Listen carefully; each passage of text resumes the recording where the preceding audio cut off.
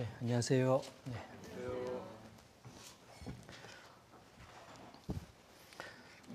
어제 성도교회 저밤 즐겁게 잘 참여하셨나요? 네. 늦은 시간 귀가하셔서 아침 일찍 오시거나 피곤하실 텐데 같이 기도 잠깐 먼저 드리겠습니다.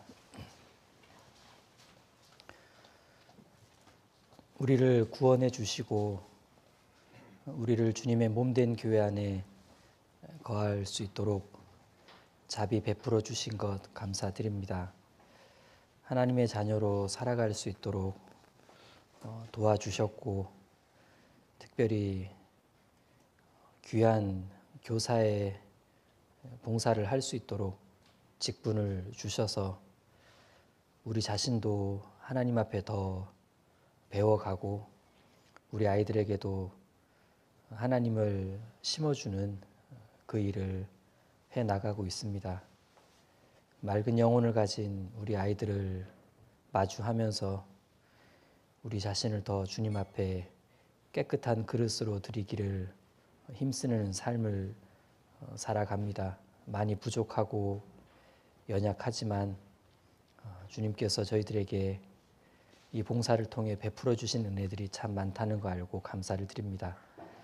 오늘도 새로운 하루를 주셨고 또 오늘도 우리 아이들과 또 어떻게 한 해가 또 마무리되고 새로운 한 해를 맞이하는 그 일들을 또 잘 교제해야 될 것인데 주님 지혜를 주시고 우리 아이들이 한 학년을 잘 올라가게 해주심을 너무나 감사를 드립니다. 선생님들께서 또 다음 주가 되면은 새로운 학년에서 또 새로운 아이들과 또 새로운 분반을 가꾸어 갈 것인데 잘 해볼 수 있도록 주님 지혜도 주시고 또 마음도 많이 부어주시기를 부탁드립니다. 새해 하나님께서 또 한 해를 허락해 주신다면 저희들이 무엇을 어떻게 하기를 바라시는지 동계수련의 말씀으로 방향을 찾을 수 있고 힘도 얻을 수 있도록 도와주시길 부탁드립니다.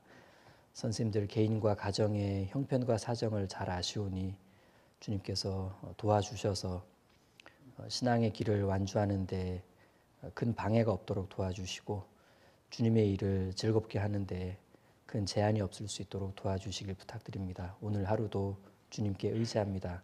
우리를 사랑하시는 예수님 이름으로 기도드립니다. 아멘. 시편 65편 같이 보시겠습니다. 네, 다음 주 공과가 학년을 시작하며인데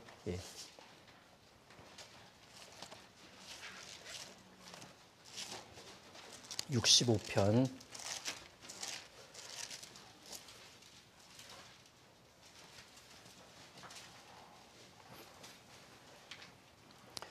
65편 다윗의 시입니다.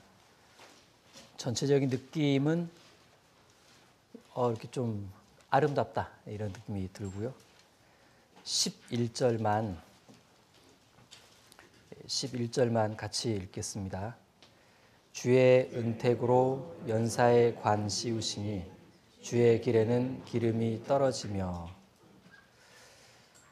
주의 은택으로 연사에 관 씌우시니 주의 길에는 기름이 떨어지며 한 단어 한 단어의 의미를 간단하게 좀 생각을 해보면 중간에 연사라는 단어가 나오는데 이제 1년 연자에 1년 동안 수고한 일이 연사인데 무슨 1년 동안 수고한 일을 말하는 거냐? 그 앞에 이제 9절 10절을 쭉 보게 되면 1년 동안 이렇게 농사로 수고한 일을 말합니다. 1년 동안 농사로 수고한 일. 그래서 농사로 비유될 수 있는 것들은 다 여기서 교훈을 받을 수 있을 거예요. 자식 농사, 그리고 또 봉사라는 농사. 내가 맡은 세상에서의 어떤 일도 뭐 농사로 비유할 수도 있고, 예. 하여튼 1년 동안 농사로 수고한 일을 연사 이렇게 말씀하시고요. 그럼 이제 연사의 관 씌우시니, 관 씌우다. 예. 자, 여러분 관이 두 종류인 거 아시죠? 머리에 씌우는 관하고 죽으면 들어가는 관하고. 예. 자, 물론 여기서는 당연히 이제 머리에 씌우는 그 관을 말하는 건데, 이 장면을 딱 토막으로 만들어서 한번 상상을 해보십시오. 왕이 누군가에게 이리 오너라 하고서는 관을 탁 씌워주는 그 짤막한 장면을 상상을 해본다면 참 아름답죠. 그리고 영광스럽다는 느낌이 팍 올 겁니다. 여기 이제 관을 씌운다는 건 굉장히 아름답게 장식을 해준다라는 의미에서 관 씌운다. 예. 그래서 뭔가 이렇게 관 씌우겠다 이 말은 그걸 아름답게 여겨주고 그것을 이제 영광스럽게 해주겠다라는 의미로 이렇게 관 씌운다 이런 표현을 씁니다. 그럼 이렇게 되잖아요. 관 씌운다, 아름답게 장식한다라는 뜻인데 1년 동안 농사로 수고한 일에다가 관 씌운다? 그럼 1년 동안 농사로 수고한 일을 아름답게 장식해 준다는 건 무슨 뜻일까? 풍년을 말합니다. 풍년. 예. 즉 농사가 풍년이 되도록 풍성한 곡식들로 이렇게 들판에 이렇게 가득 차도록. 예.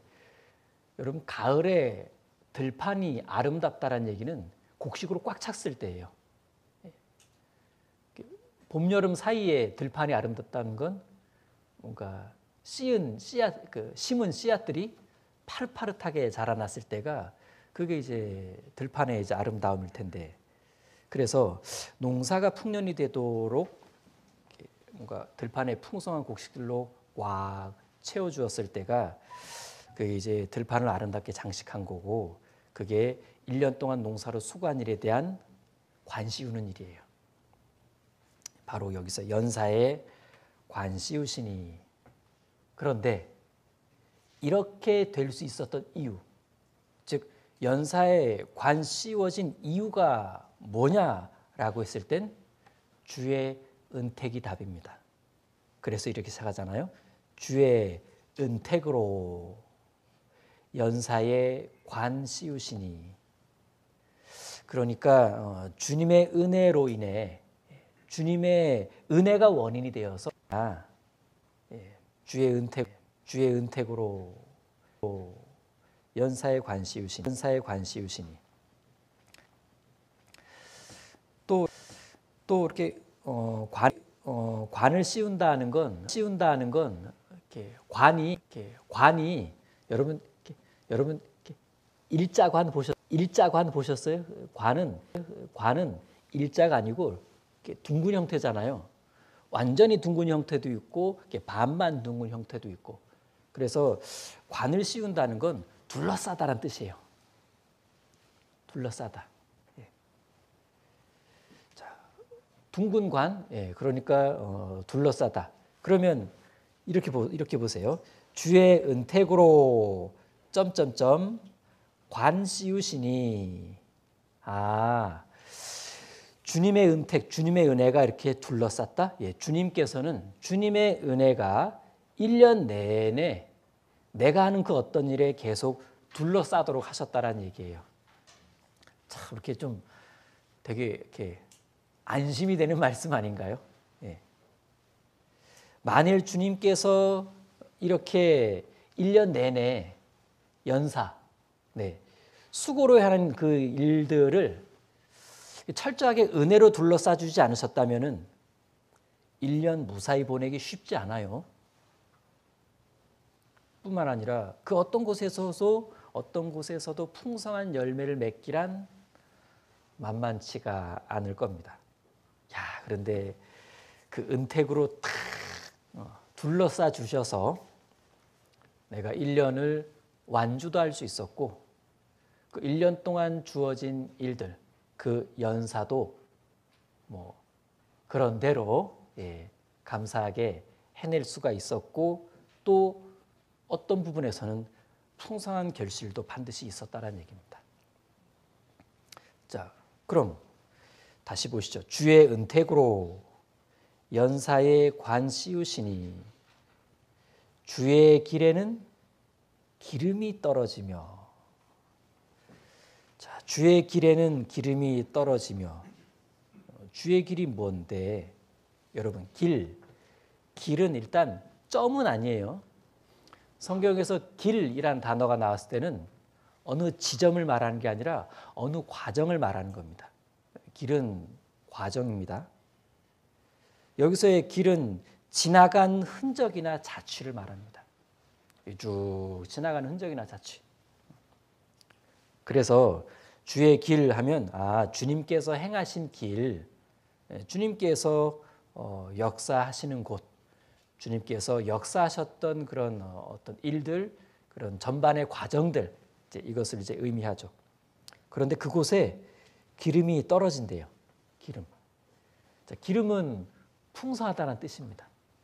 좀 비옥하다는 뜻인데, 그래서 왜 가나안 땅을 뭐라고 표현합니까? 가나안 땅? 기름진 땅. 기름진 가나안 땅. 풍성하고 비옥한 땅을 말할 때 기름지다. 기름이 뚝뚝 떨어지네. 이렇게 이제 표현하니까. 그럼 여기서 주님이 역사하시는 곳에는, 주의 길에는, 주님이 역사하시는 곳에는 기름이 떨어진다. 풍성한 열매가 맺히더라. 주의 길에는 기름이 떨어지며. 역사하시는 곳에 함께 있었다면 나도 풍성한 열매가 맺히는 현장을 함께 하기도 했고 그것을 목도하기도 했고 굉장한 경험이 될 거예요. 그 인생에 굉장한 경험이 될 겁니다. 그리고 기름은 이제 보통 향기로운 기름이니까 주의 길에는 향기로운 열매가 맺힌다. 주님께서 역사하시는 곳에는 굉장히 이렇게 향기로운 어떤 결과들이 나타난다. 그럼 이제 이런 기본적인 단어의 의미들을 좀 이해를 한 후에 몇 가지 교훈을 받아볼 수가 있겠죠. 일꾼에게 특별히 교훈이 됩니다. 일꾼마다 주어진 연사가 있어요. 일꾼은 1년 동안 수고해야 될 일이 있습니다. 그리고 1년이 지나면서 부지런히 수고를 했다면 그 연사에 대해서는 하나님께서 관을 씌워주십니다. 다르게 말하자면 사람에게 어떤 관을 받고자 애를 쓸 필요는 없다는 얘기예요. 세상 사람이 나를 알아주겠습니까? 아니면 형제 자매의 주목을 받기를 원하십니까? 그런 건 우린 크게 신경 안 써요. 쓸 필요도 없고. 누가 관 씌워주는 게 중요해요? 주님께서 내 연사를 알아주시고 주님께서 내 연사에 대해 관을 씌워주신다면 족합니다. 그걸로 기뻐할 수 있죠. 자, 그럼 나의 연사에 대해서 주님께서 관을 씌워주신다? 어떤 풍성한 결실을 맺게 해준다는 뜻입니다. 내가 수고한 연사를 통해서 뭔가 이렇게 복음이 전해지는 곳에 뭔가 이렇게 좀 유익이 되었고, 또 나의 어떤 수고, 연사를 통해서 영혼도 좀 탄생했고, 형제자매의 신앙도 세워졌고, 이건 아름다운 열매가 맞아요. 틀림없이. 이게 연사의 관 씌우시니. 동시에 이 관은 칭찬의 면류관이기도 하면서 영광의 면류관이 될 겁니다. 하여튼 관 씌워준다는 건 참 좋은 일이에요. 그러니까 하나님께서 일꾼에게 연사에 관 씌워주신다. 하나님께서 놓치시는 일꾼의 연사는 없습니다. 다 보고 계시고 그 연사에 대해서는 하나님께서 열매도 맺게, 그리고 칭찬도 또 영광스럽게도 해주신다. 결국은 은혜다라고밖에 말할 수 없죠. 그래서 다시 11절을 보시면 주의 은택으로 연사의 관 씌우시니. 자, 그리고요,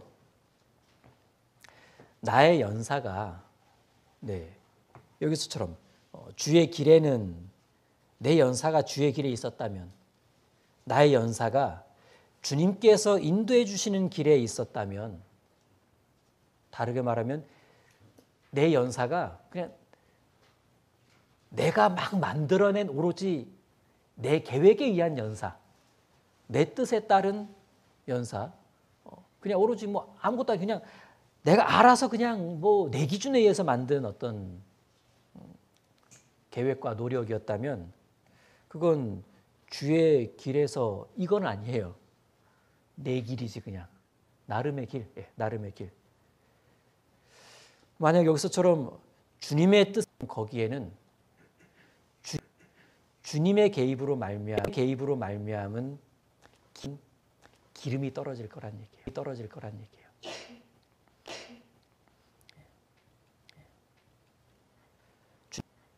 주님께서 일구어 주시는 풍성한 열매가 맺힐 거란 뜻입니다. 주의 은택으로 연사의 관 씌우시니 주의 길에는 기름이 떨어지며. 좀 더 구체적으로 교사에게 적용해서 교훈을 받아볼 수가 있습니다. 교사에게 주어진 특별한 연사라고 한다면 분반 아이들이죠. 분반 아이들. 1년 동안 이 아이들을 내 연사로 여기고 잘 가르쳤다면, 잘 돌봤다면 연사다운 연사를 한 겁니다. 받은 연사는 1년 분반인데 뭐 다른 연사를 했다기 좀 약간 좀 힌트가 나갔죠. 예. 자, 내가 우리 분반 아이들 또는 우리 학년 아이들을 이렇게 잘 돌보고 잘 이렇게 올려 보냈다면, 올려 보내잖아요. 예. 그것에 대해서는 하나님께서 관 씌워 주십니다. 수고했다고. 예. 그리고 우린 고백할 수 있습니다. 아니에요, 주님. 그저 주님의 은택이었습니다. 이 말씀처럼 주의 은택으로 연사의 관 씌우시니. 내가 이렇게 교회학교 안에서 묵묵히 1년 동안 주님께서 역사하시는 곳에 함께 했었다면, 뭐 예를 들어 천국잔치, 뭐 여름성경학교, 뭐 그곳에서 내가 연사를 함께 참여했다면 주님께서 맺게 해주시는 그 풍성한 열매들을 함께 경험하지 않았겠습니까? 그것도 함께 그런 걸 경험했다는 게 그게 주의 은택입니다. 주의 은택으로 연사에 관 씌우시니 주의 길에는 기름이 떨어지며. 자, 우린 그리스도인 개인의 이유로도 교훈을 받아봅니다. 1년 동안 나의 연사는 무엇이었는가?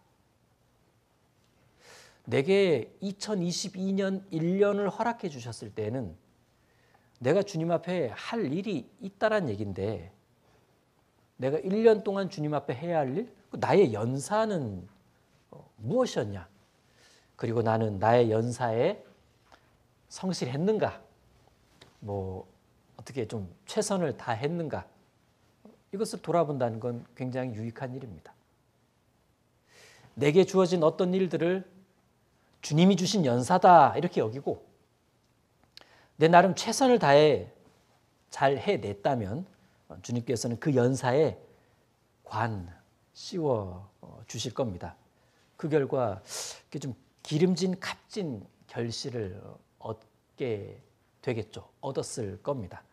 우린 그때 느끼는 그 기쁨과 감사를 오로지 주님의 은택이었다 이렇게 고백하거나 간증하겠죠. 11절 다시 보시면 주의 은택으로 나의 연사에, 주님께서 주신 연사에 관 씌우시니 주의 길에는 기름이 떨어지며. 자, 그런데 바로 뒤에 12절에 가게 되면요, 11절에서의 주의 길, 여기 주의 길, 이 주의 길과는 주의 길에서의 어떤 연사, 주의 길에서의 연사와는 다른 측면의 영역에서 일어난 일을 소개하고 있는데 바로 들의 초장을 소개하고 있어요. 들의 초장. 12절 보십시오. 또 들의 초장에도 떨어지니 그 작은 산들이 기쁨으로 띠를 띄었나이다. 자, 이렇게 이어지는 겁니다. 그럼 여기 12절에 들의 초장에도 기름이 떨어진다? 여기 들의 초장은 뭘 말하냐? 사람의 손길이 미치지 않은 그 어떤 곳을 말합니다.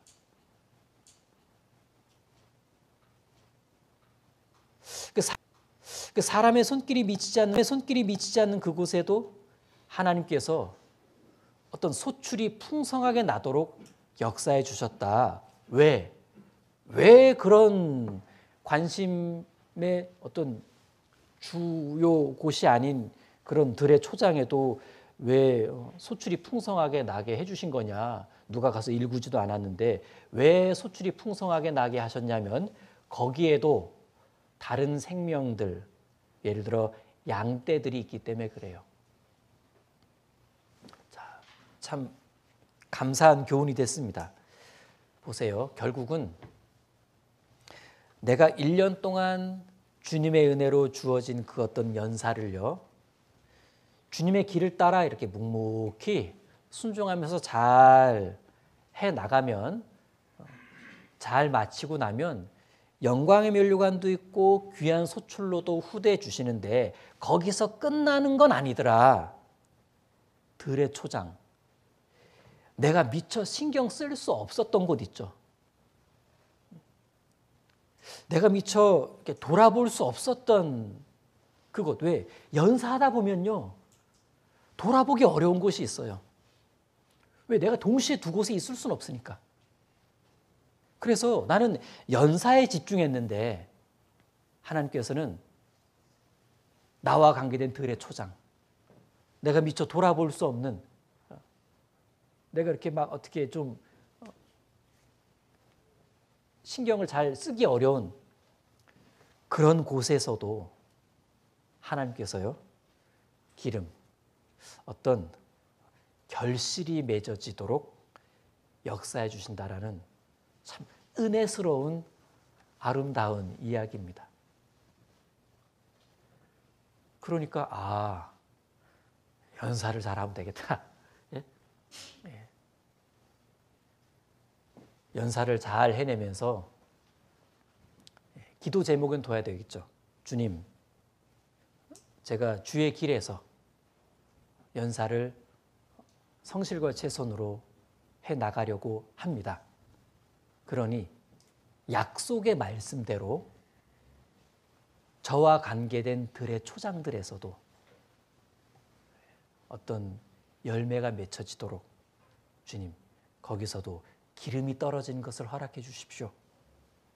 그래서 그런 작은 들판, 그런 작은 산들에서도 기쁨이 생겨나도록 주님께서 좀 널리 후대해 주시고 좀 자비를 베풀어 주십시오.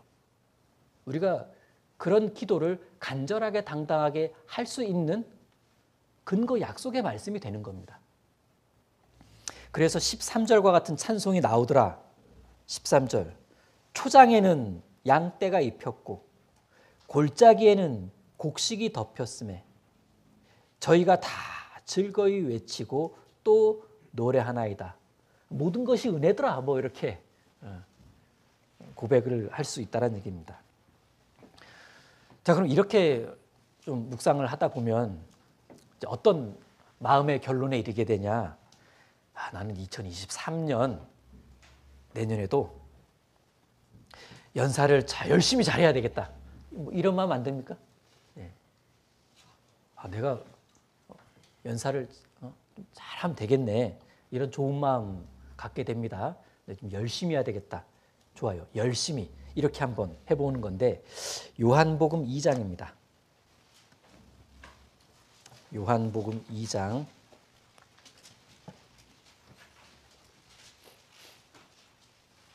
1 요한복음 2장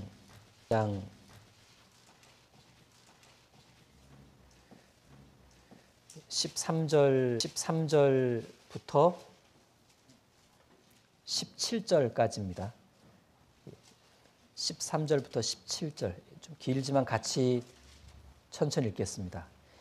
유대인의 유월절이 가까운지라 예수께서 예루살렘으로 올라가셨더니 성전 안에서 소와 양과 비둘기 파는 사람들과 돈 바꾸는 사람들의 앉은 것을 보시고 노끈으로 채찍을 만드사 양이나 소를 다 성전에서 내어 쫓으시니 돈 바꾸는 사람들의 돈을 쏟으시며 상을 엎으시고 비둘기 파는 사람들에게 이르시되 이것을 여기서 가져가라. 내 아버지의 집으로 장사하는 집을 만들지 말라 하시니 제자들이 성경 말씀에 주의 전을 사모하는 열심이 나를 삼키리라 한 것을 기억하더라. 우린 보통 여기에 제목을 이렇게 달죠. 예수님의 1차 성전 정화 사건. 보통 이렇게 제목을 답니다. 예수님의 1차 성전 정화 사건. 무슨 뜻입니까? 2차도 있다는 얘기, 2차도. 2차도 있는데 여기가 이제 1차입니다. 자, 예수님께서 예루살렘 성전에 들어가셔서요. 장사꾼들의 장터로 변해버린 이곳에 한바탕 소동을 일으키셨습니다. 제가 다시 읽어볼게요. 14절. 성전 안에서 예수님께서 소와 양과 비둘기 파는 사람들과 돈 바꾸는 사람들에 앉은 것을 보시고 노끈으로 채찍을 만드사 양이나 소를 다 성전에서 내어 쫓으시고 돈 바꾸는 사람들의 돈을 쏟으시며 상을 엎으시고 비둘기 파는 사람들에게 이르시되 이것을 여기서 가져가라. 내 아버지의 집으로 장사하는 집을 만들지 말라 하시니 지금 예수님께서 내 아버지 집 근데 장사하는 집 이렇게 돼버렸다. 내 아버지 집으로 장사하는 집을 만들지 말라. 이 장면을 본 제자들 여러분이 만약 제자들 중에 한 사람이었으면 예수님께서 막 이렇게 할 때 어떠셨을 것 같으세요? 1번 나도 가담한다. 2번 말린다. 그러시는 거 아니에요. 여기도 나름 룰이 있어요. 라든가 아니면 야 오늘은 예수님과 좀 거리를 둬야 되겠다. 여러분이 이 당시에 예수님과 같이 있었으면 어떻게 하셨을까요? 저라면 일단 주변을 본다. 그것도 힘들다면 일단 오늘은 좀 살고 봐야 되니까 나만 주랭랑을 친다. 뭐 하여튼 그런 좀 상상을 해볼 수 있는데 당황스럽잖아요. 실제 당황스럽잖아요. 근데 이제 이날 제자들이 이 장면을 보면서 좀 이렇게 의외는 아니겠지만 뭔가 여기 특별한 말씀이 있어요. 17절입니다. 제자들이 성경 말씀에 주의 전을 사모하는 열심이 나를 삼키리라 한 것을 기억하더라. 제자들이 기억해낸 성경 말씀이 주의 전을 사모하는 열심이 나를 삼키리라 이 말씀이었다고 하는데 이 말씀이 시편 69편 9절 말씀입니다.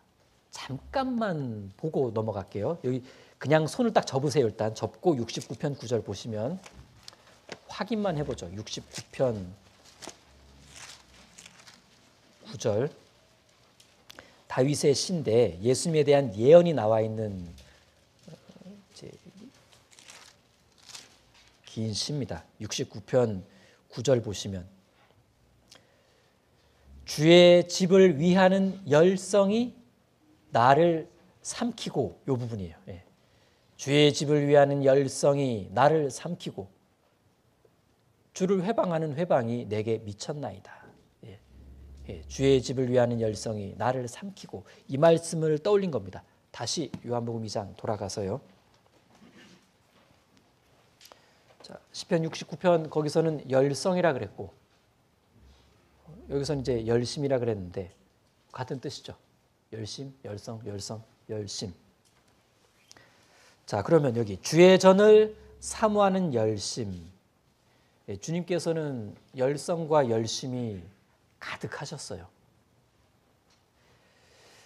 열심이 대단하셨던 것만큼 반대 또한 대단했습니다. 그래서 결국엔 배척과 죽임을 당하셨는데, 하지만 예수님은 부활하심으로 승리를 선포하십니다. 그런데 여기 이 말씀에서 나를 삼키리라. 예. 주의 전 하나님의 집을 사모하는 열심이 나를 삼킨다? 무슨 뜻일까? 나를 삼키리라.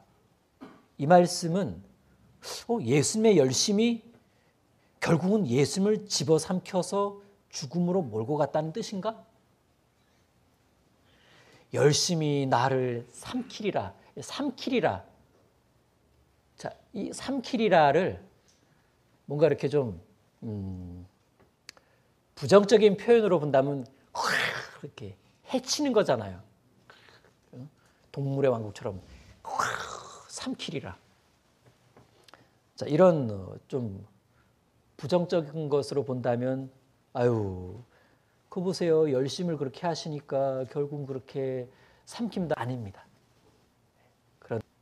그런 뜻이 아니고 열심히 나를 삼켰다. 이 말은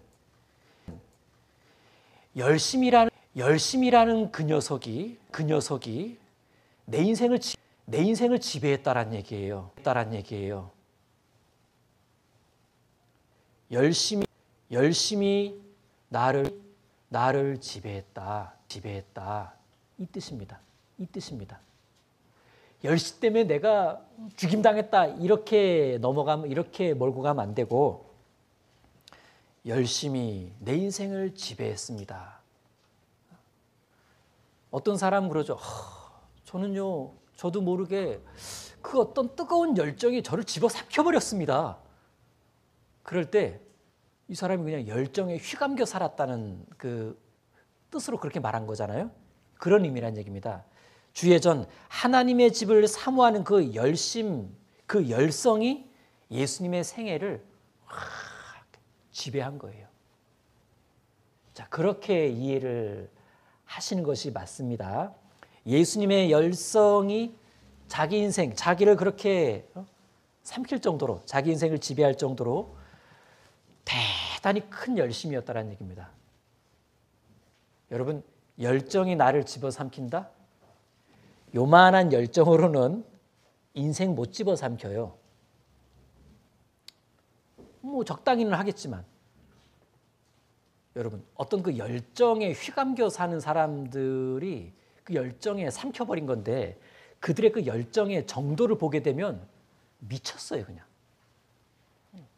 굉장히 이렇게 거기에 몰입되고 몰입을 넘어서 매몰된 것처럼 막 보입니다. 그 일에 혹은 그 영역에서.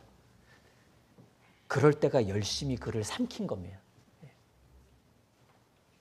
근데 예수님의 열심이 얼마나 대단했길래 예수님을 탁 지배하는데, 예수님을 집어삼켰는데 그 열심으로 성전에 들어가니까 견딜 수 없는 모습을 본 거예요.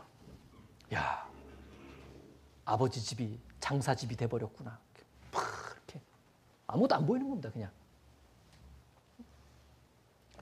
예수님의 열심은 너무나 크셨기 때문에 식사 뭐 이런 거 식사할 겨를도 없이 말씀을 가르치시고 상담을 하신 건데, 그래서 사람들이 그런 예수님을 보고 그냥 마가복음 3장에서 그냥 한마디 했어요. 그가 미쳤다. 이렇게. 그가 미쳤다. 그런 예수님의 열심은 마침내 십자가의 사역을 완성시킵니다. 열심히 예수님을 집어삼킨 게 맞아요. 우리도 뭔가에 대한 열정이 실제 나를 집어삼키면 주변에서도 와, 저쪽에 빠져버렸으니까. 그리고 그는 어떤 시기가 지나면 그 일을 성공해내겠죠. 당연한 보상이라는 생각이 듭니다. 그게 기본적인 세상 논리이기도 해요. 그럼 신앙의 세계 안에서는요, 그 이상이겠죠. 주님의 뜻에 합당한 쪽으로 내가 어떤 열심히 나를 집어삼켜 버리게 되면 나도 난데 하나님께서 가만히 안 있으세요. 얼마나 신령한 것들을 대단하게 이루어내고 완성시킬 수 있을까, 그것을 짐작하기란 어렵진 않습니다. 그런데 예수님의 이런 열심은 사도들에게도 이어졌고, 제자들에게도 이어집니다. 그리고 초대교회 성도들, 그들에게도. 초대교회 성도들은 정말 열심을 내는 그리스도인들이었는데 열심히 그들을 집어삼켰던 것 같습니다.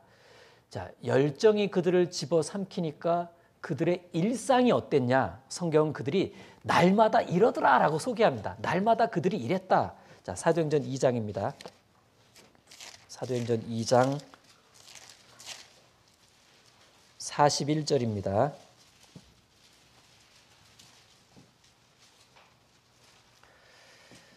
자, 41절과 42절 제가 읽을게요.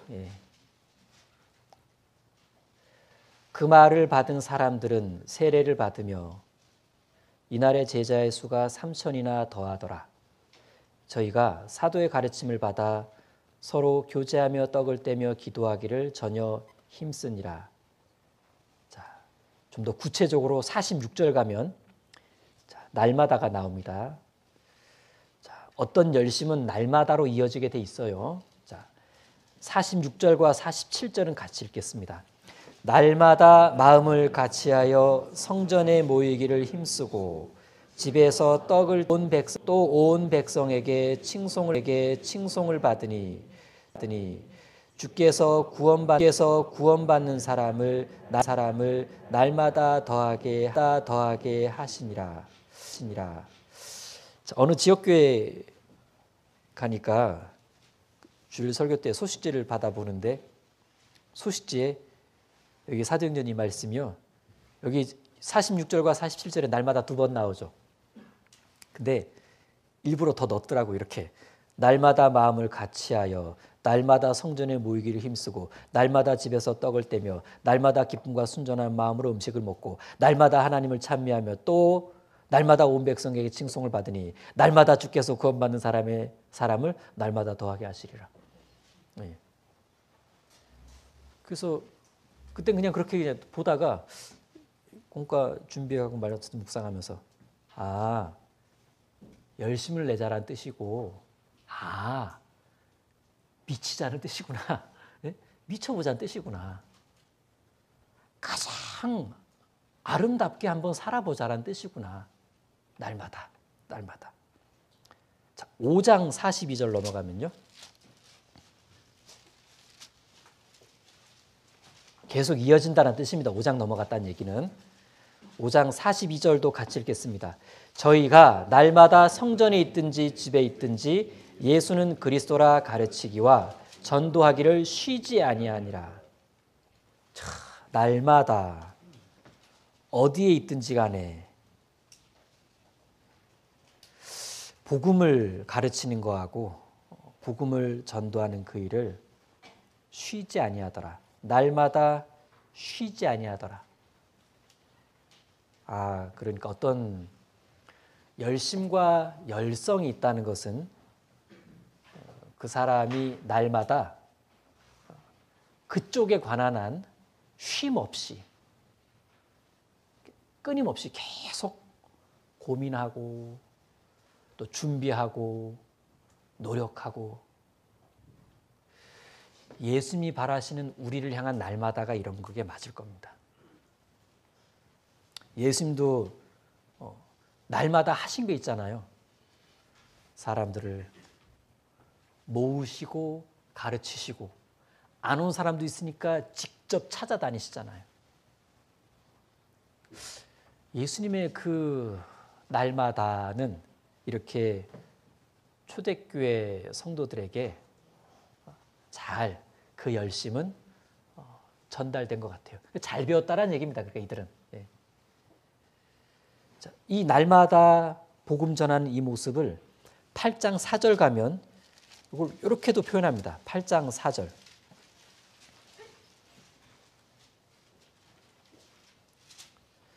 그 흩어진 사람들이 두루 다니며 복음의 말씀을 전할세. 두루 다니는 그 날마다 그들이 나타낸 열심이 뭐였냐, 열성이 뭐였냐? 복음 전하는 거예요. 복음 전하는 거. 그럼 우리가 매주 뭐 토요일이든 주일이든 뭐 평일이든 우리가 날마다 아이들을 향해 할 수 있는 어떤 그 교육의 노력이라는 게 있습니다. 1주 전에 드는 공과 말씀대로 쭉 한번 정리해보고 또 개인적으로 묵상을 더 해보고 또 주일에 했던 그 아이들과의 분반 상황을 다시 한번 정리해보면서 내가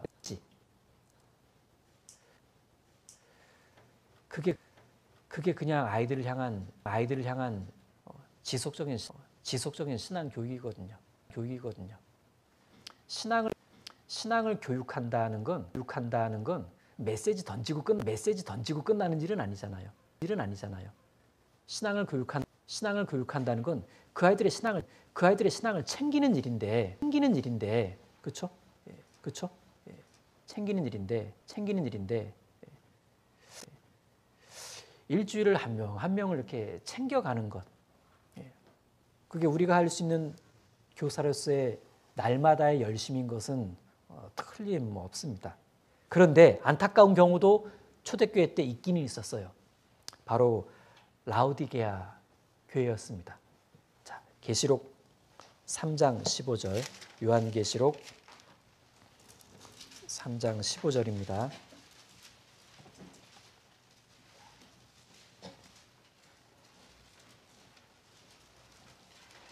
15절과 3장 15절, 16절 천천히 같이 읽겠습니다.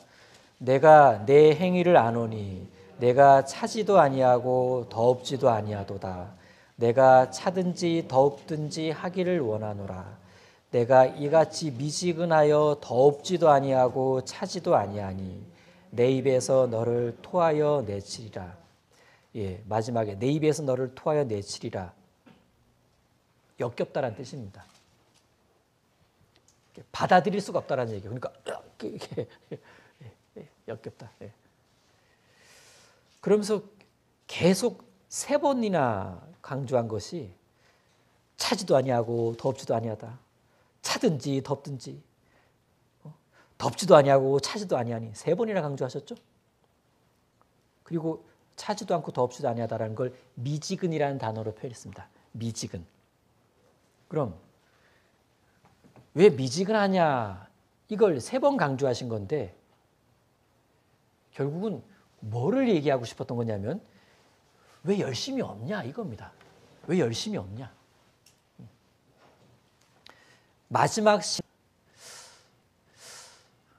우린 지금 마지막 시대를 살아가고 있는데 지금의 우리, 뭐 현재의 나, 과연 나는 어떤 열심이 나를 삼키고 있는가? 열심히 나를 삼키고 있습니다. 저는 미지근하지 않습니다. 예, 저는 예수님처럼, 사도들처럼, 제자들처럼, 그 귀한 초대교회 성도들처럼, 예, 저도 올 한 해 열심히 저를 삼켰습니다. 이렇게 말할 수 있는가 생각해 볼 수 있겠죠? 과연 2022년 한 해 열심이라는 것이 내 신앙을 지배했을까?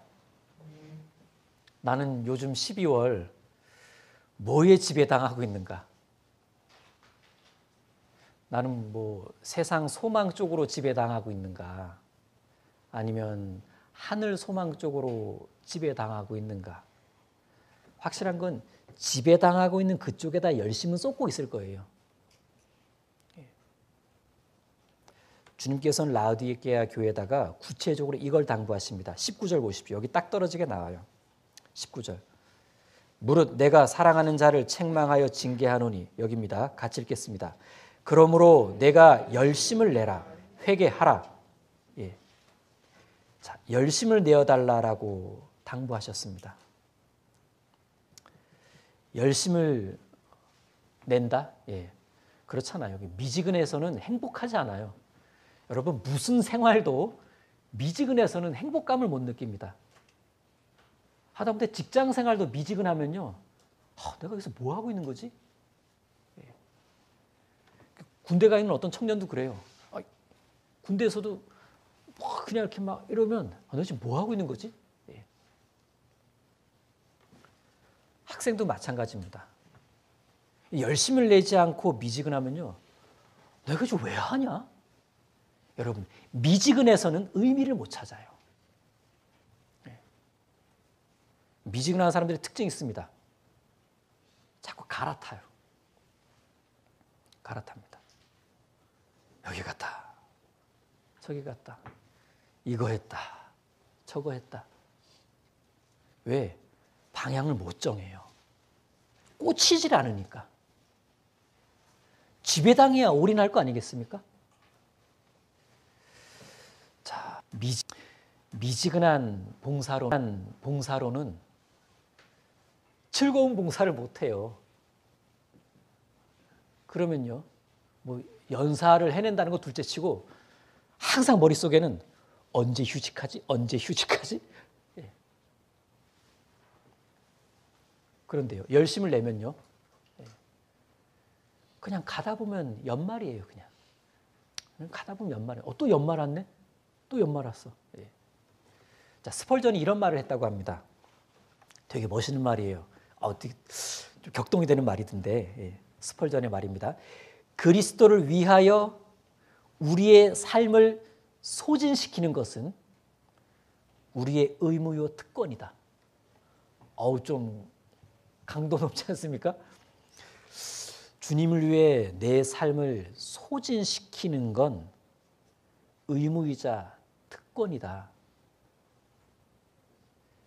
특권이라고까지 얘기했으니까 아무나 그리스도께로 삶을 소진시킬 수는 없어요. 뭔 권리가 있어야 되는데, 아무나 아이들을 향해 자기 삶을 1년 소진시킬 수 있는 건 아닙니다. 교사로 부름받아야만 그게 그나마 가능해요. 특권이죠. 자, 좋아요. 내 삶을 그래도 뭐 어느 쪽으로든 소진은 한번 시켜봐야 되는데, 직장, 가정, 이웃, 취미 다 치우고요. 다 치워보고 값진 쪽으로 소진시키는 게 맞을 텐데, 자, 나는 내년 한 해를 주님을 위해, 그렇다. 교회를 위해, 그렇지. 복음을 위해, 좋아.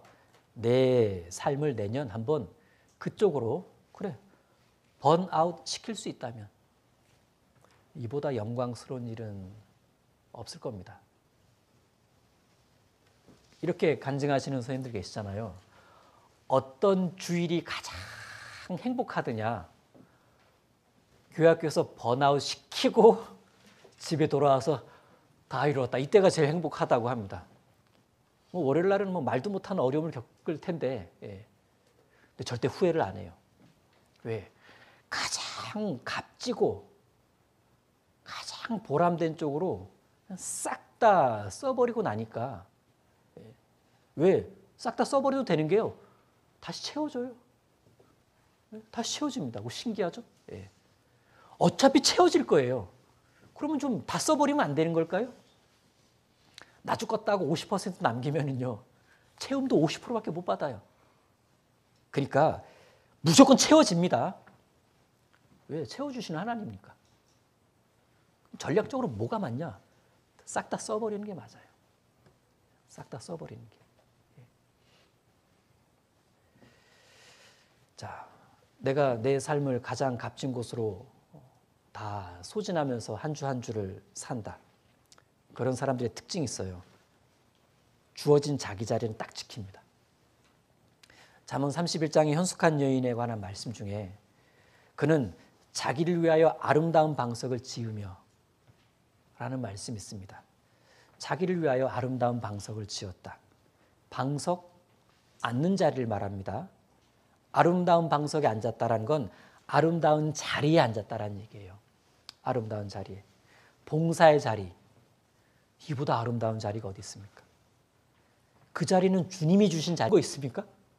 추한 거 있습니까? 없어요. 주님이 주십니까? 없어요. 주님이 주신 봉사의 자리라면 그게 현재 내 일생엔 제일 아름다운 자리 중에 하나인 건 맞습니다. 그리고 그 자리에 앉아 있을 때가 제일 아름다운 모습이에요. 사진 한 장 찰칵. 가장 아름다운 자리입니다. 분반 선생님이라는 그 자리, 임원 교사라는 그 자리, 거기에 항상 지켜 앉아 있을 때 또 거기서 나오는 그 열심이 틀림없이 우리 교회학교 아이들에게 아주 선한 영향을 끼칠 거라는 확신이 듭니다. 자, 그런데 이 교사를 매주 한다는 거, 매주 자기 자리를 지킨다? 이거 진짜 만만치 않아요. 1년 52주 딱 그 주일마다 아무 일이 없을 거라는 보장 사실 할 수 없습니다. 그거 보장되면 교사하겠다. 그럼 우리는 아무도 못해요. 내가 어떻게 1년을 압니까? 그래서 실제 더 기도가 될 수밖에 없고 실제 어려운 중에 하는 게 맞습니다. 종종 우린 어려움에 봉착해요. 이번 주 어려울 것 같은데. 이번 시즌 몇 주는 곤란할 것 같은데. 어려움에 실제 봉착할 수 있는데 가정사가 생길 수도 있거든요. 예기치 않은. 시편 145편 보시겠습니다. 그럴 때 한번 이렇게 해보는 겁니다. 145편 14절입니다. 145편 14절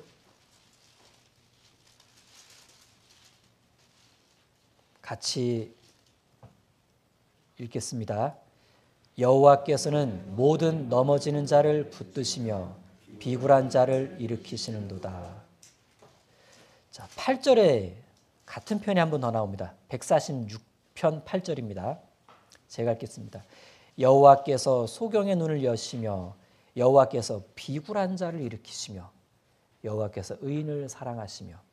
네, 그래서 145편 14절, 146편 8절 비굴한 자라는 표현이 나오잖아요.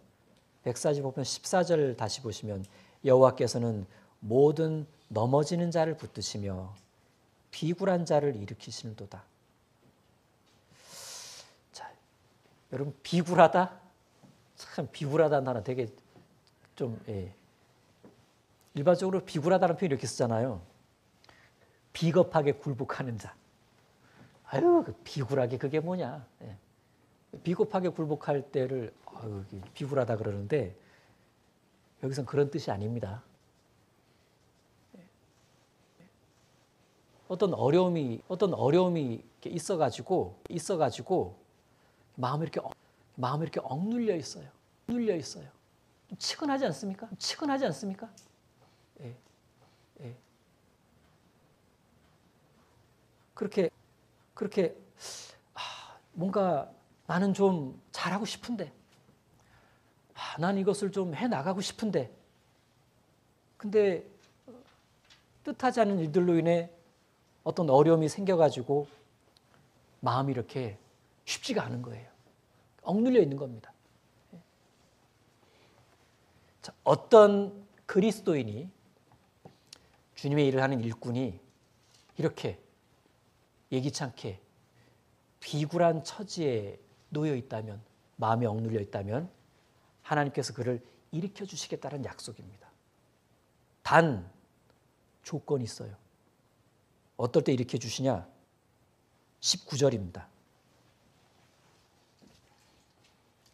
저는 자기를 경외하는 자의 소원을 이루시며 또 저희 부르짖음을 들으사 구원하시리로다. 자기를 경외하는 자의 소원을 이루신다. 저희 부르짖음을 들으신다. 예. 자, 어떤 비굴한 자를 하나님께서 이렇게 일으켜 주시느냐. 그가 하나님을 경외하는 쪽으로 정말 애쓰면서 살아갈 때, 그리고 실제 마음에요. 하나님, 전 이런 어려움 중에도 꼭 자리를 지키고 싶고 또 잘하고 싶고 좀 챙기고 싶습니다. 아이들을. 저희 부르짖음을 들으사 진짜 간절히 기도해야 돼요. 뭐 어쩔 수 없지 뭐 그냥 뭐 다른 선생님께 맡기지 뭐 이런 어떤 타협점을 끌어들이지 말고 좀 부르짖어야 되겠죠. 주님, 어떻게든 방법을 주시면 안 될까요? 그럼 들으신대요. 구원, 건지신다는 얘기죠. 건진다, 끌어올리는 건데 다른 측면에서는 일으키시는 겁니다. 붙들어 주시는 거예요. 넘어질 뻔한 나 이렇게 이끌어 주시는 겁니다. 세워 주시는 거예요. 비굴한 자를 일으키신도다. 그래서 만날 수밖에 없는 비굴한 처지라는 게 1년 중에 도사리고 있을 수 있어요. 그럼 그때를 대비한 나의 신앙의 태도라고 한다면 하루하루 한 주 한 주를 최선을 다해 하나님을 경외하는 신앙을 살아가면서 여러분 한 주 한 주를 제발 허락해 달라고 부르짖는 부르짖음 기도 속에서 봉사를 해 나가셔야 뜻하지 않은 어떤 비굴한 처지에 놓였을 때 하나님께서 일으켜 주십니다. 교사 1년 순탄한 봉사 쉽지 않습니다. 상당한 변수가 매주 도사리고 있기 때문에 마음을 크게 먹고 사명도 좀 분명히 하고 주님 일에 어떻게든 열심을 내지 않으면 연말 가서는 후회와 자책만 커져요. 하지만 내가 내 마음도 확정 딱 하고 진지하게 하나님 경외 쪽으로 신앙을 뭔가 이렇게 좀 몸부림을 친다면 하나님께서 틀림없이 매주 어떤 비굴한 처지에서 다 이렇게 건져 주실 겁니다. 그 경험은 나뿐만 아니라 주변에도 잔잔한 감동을 불러일으켜주는 값진 간증이 될 겁니다. 내년 한 해 자 열심히 해보는 겁니다. 아셨죠? 네, 기도하고 마치겠습니다. 주님 감사합니다. 한 해를 잘 마칠 수 있도록 도와주셔서 감사드리고 새로운 한 해를 기다리게 해주심도 감사드립니다. 가까이에 있는 동계 수련회 통해서 뭔가를 분명하게 정리하고 무언가를 잘 계획해보는 새해를 힘있게 시작할 수 있는 좋은 출발점이 될 수 있도록 주님 마음을 준비해서 동계수련을 맞이할 수 있도록 도와주시고, 또 우리 아이들 잘 성장할 수 있도록 교회 안에서 배울 것을 배우고 또 얻을 것을 얻으며 바른 습관과 훈련을 해 나갈 수 있도록 주님 도와주시길 부탁드립니다. 우리 선생님들 가정 지켜주시고 또 건강 살펴주셔서 마음의 소원을 이루어가는데 큰 제한이 없을 수 있도록 주님 자비 베풀어 주시기를 부탁드립니다. 감사드리며 예수님 이름으로 기도드립니다. 아멘.